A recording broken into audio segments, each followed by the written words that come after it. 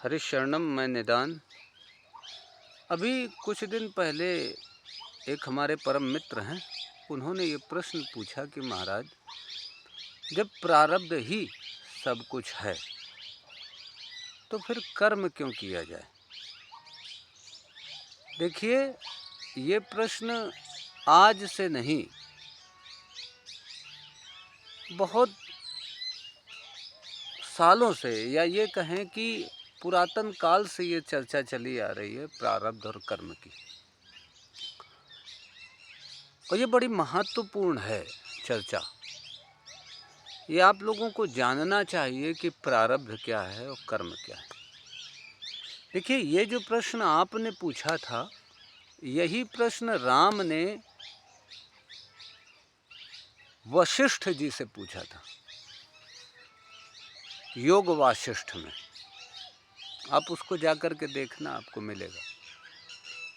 राम ने कहा कि गुरुदेव, आप प्रारब्ध के विषय में इतना बता रहे हैं, इतना बोल रहे हैं और बड़ा वर्णन कर रहे हैं उसके विषय में, बड़ा बलवान है प्रारब्ध।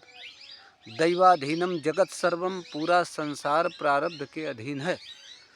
तो ऐसी परिस्थिति में कर्म क्यों किया जाए?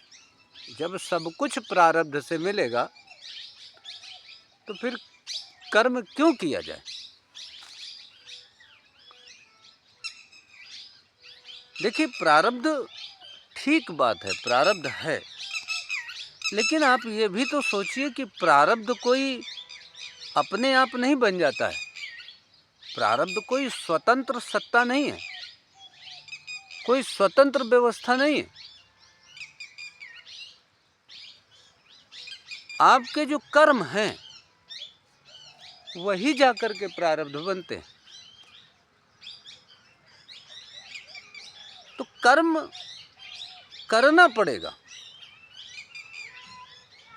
लेकिन हाँ, ये जरूर है कि कर्म कैसे किया जाए। कर्म करना है, क्योंकि कर्म ही बंधन का कारण है और कर्म ही मुक्ति का कारण है।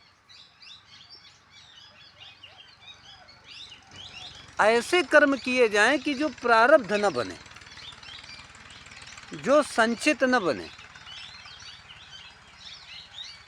कर्म करने के लिए बहुत महत्वपूर्ण चीज ये है कि आप याद रखें कि आसक्ति रहित हो आप और फलाकांक्षा न हो।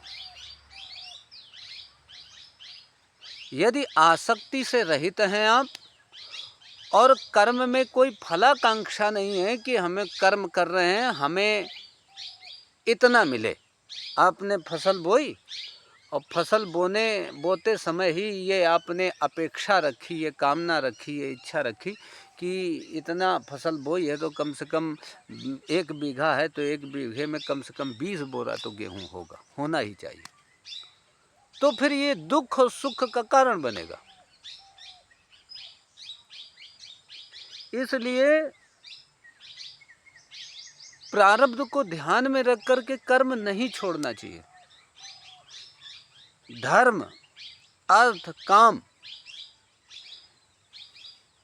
और मोक्ष, इन चतुर पुरुषार्थों की प्राप्ति कर्म के अधीन है। कर्म जीव का धन है, रुपया धन नहीं है संसार में, कर्म धन है। इसलिए कर्म और प्रारब्ध का अलग अलग स्वतंत्र रूप से चिंतन करिए, इनको दोनों को एक में मत मिलाइए। बोलिए जय जय श्री राधे श्याम।